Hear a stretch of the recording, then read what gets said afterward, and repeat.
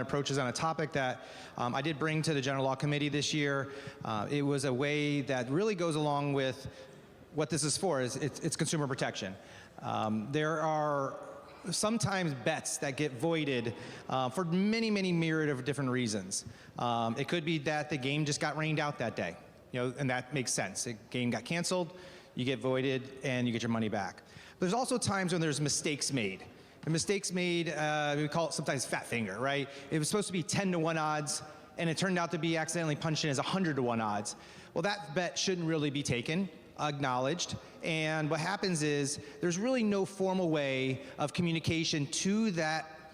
We like to use the word patron in the bill, so we'll call the patron, the consumer, to make sure they understand that that bet was actually canceled. So if somebody did bet at something that was 100-to-1 odds, but it's only supposed to be 10-to-1 odds, there is now going to be a process that's going to be established here for places like FanDuel and DraftKings to understand what they need to do to communicate that message back to the consumer, back to the patron. Because here's the thing, if you bet a lot of times, you have a lot of bets, you don't realize that bet might have been canceled. You bet it at 100-to-1 thinking it's still there, and all of a sudden it's not there, and you realize that when the event starts, maybe the next week, you don't realize it's there.